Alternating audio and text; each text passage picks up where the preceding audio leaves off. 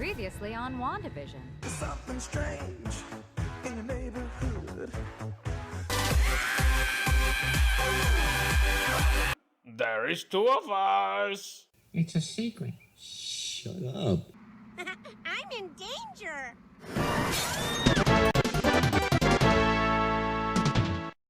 Hey guys, Cameron with CBM Reviews here, and we're here for episode 4 of WandaVision, and this one is completely different from the last ones that we've had. So if you're ready, let's go.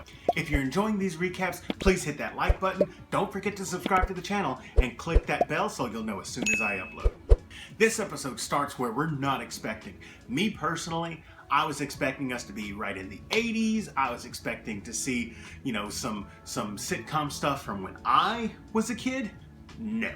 We're actually telling the story of S.W.O.R.D. at this point, and to another extent, Monica. Yes, Geraldine is Monica Rambeau. We suspected it all this time, but this time it is 100% confirmed.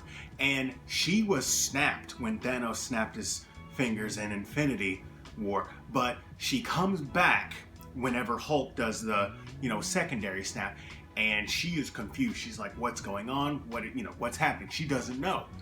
And that's when she is told that her mom has passed and it's been 5 years since she had gone missing. At this point, besides Wanda and Vision, there's nothing that's really tied anything with the MCU. This finally does. We get the ties to Infinity War, we get the ties to Endgame, we now have a tie to Captain Marvel, and then very soon after we get a tie to Ant-Man and the Wasp. We'll get to that later. She had already been working for S.W.O.R.D. before the snap, so she goes back to work, and even though her key card doesn't work, a senior head recognizes her and kind of catches her up on some things. She's been grounded, so she's not going back up into space, which in the comics, S.W.O.R.D. kind of operated in the extraterrestrial sense, but not in this case. There just so happens to be a missing person case in New Jersey. And when Monica gets to New Jersey, that's when we meet back up with Agent Wu, who was the FBI agent who was tracking Scott Lang. There is some sort of mysterious barrier around the city of Westview, and there are these local cops who are like, there is no Westview, it's Eastview. Weird. And that's when Monica reaches in and gets sucked into this vortex, and she just kind of disappears. And then S.W.O.R.D's like, oh, so they bring in all kinds of specialists because they don't know exactly what they're up to. And now we have another connection, specifically to the Thor movies with Darcy. When we last saw Darcy, it was, if I remember correctly, in Thor 2: The Dark World. But that was when she was an intern, and now she's her own person. She's got her doctorate in astrophysics, and as I said before, they're bringing in all kinds of people to figure out what is going on in this city. And what we find out, thanks to Darcy, is that there are some waves being emitted from this weird field that just so happen to be picked up very well by console televisions. And so this is how they're able to view and watch what's going on within the city of Westview. And they see Wanda and they see Vision, and then they have all of these people, all of the cast and characters, and they're able to identify who each and every one of them are. So if they were identified, they're off of the what's going on work. There are two characters that were not identified in this, and that was Agnes and Dottie. So something tells me that there is more to Agnes and Dottie than meets the eye. So as they're watching and they're getting surveillance, we're actually going back through each episode. So we're revisiting every single thing, every single odd occurrence that happens.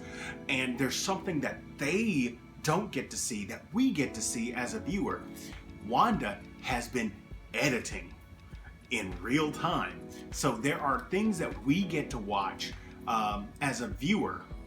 But S.W.O.R.D., when they're watching it, it's like this uneven cut, and then it goes to like credits or something weird like that. It's very peculiar that there are holes where they're watching, but we get them filled in. So like whenever the beekeeper comes in episode 2, that was actually an agent in a protective suit, but because it was the 1960s, during that episode, instead of it being a specialist, hazmat suit, it turns into a beekeeper suit. So all of the questions about maybe this was Swarm or something like that, nope, it's all explained. And then we get to episode 3. And by this time, Monica Rambeau has been viewed in several episodes. And they get to the episode where she's in the house and the twins have been delivered, and she says Ultron. And that's when stuff happens. And Wanda is like, who are you? And then all of a sudden it cuts and it goes to the credits. And they're like, what just happened? We know she gets ejected from Westview, and then later on we actually get to see it, and that's when Monica drops the bombshell. All of this is Wanda, and it makes perfect sense. All of this time that we were thinking that the hexagons were maybe an evil thing with Mephisto, or it could have been AIM, or it could have been all of these things, but it was all the hex magic.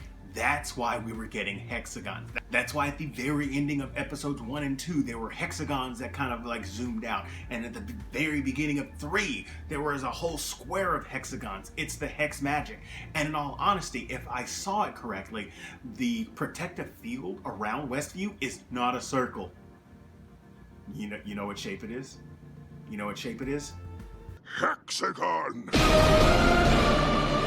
So now we fully understand that Wanda's behind everything. And there's one more question that we may have an answer to. And that question is, who is this Vision? Because we know that the last time Vision was on screen, he did not have a good time. So towards the end of the episode, after Monica's ejected and Wanda fixes the wall and everything, she looks up to Vision because he just comes in the room. And when she looks at him, he's got the hole.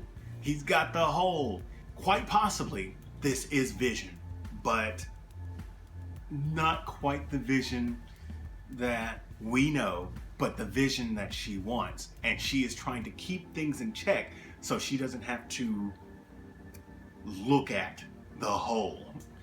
Actually, the last time that I saw Vision wasn't at the end of Infinity War, but it was during my last playthrough of Marvel Puzzle Quest. Marvel Puzzle Quest is a free-to-play game that you can get on iPhone or Android that's absolutely a blast to play. I've actually been playing it for the last 5 years now.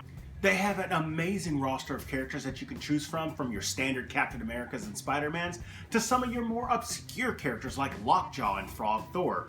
But I wanted you guys to know exactly who I was talking about. And it's really simple. All you got to do is really match 3 gems in a row and bing, bang, boom, earn up some of that color and use those powers against your foes.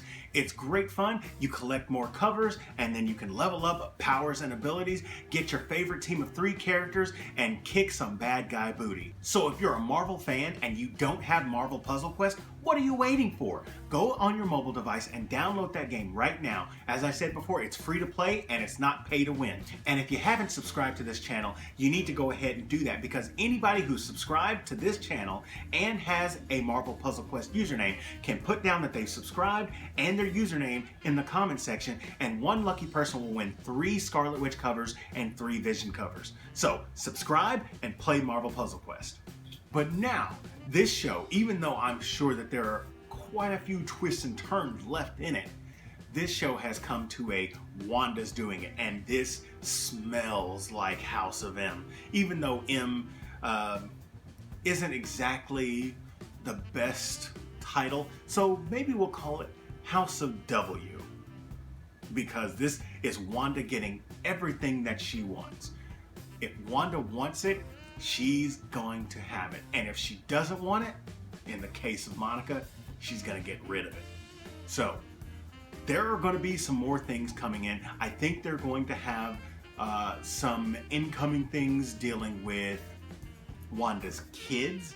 And then I think it may also connect with the storyline when Vision tried to start his own family and things went horribly wrong as well.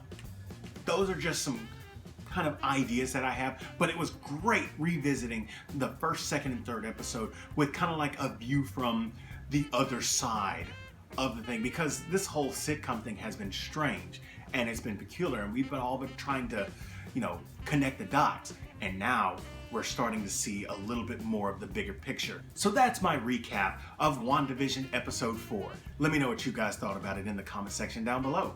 If you enjoyed this video, hit that like button. If you're new here, subscribe to the channel and share this with your friends. As always, this is Cameron with CBM Reviews. We'll see you next time.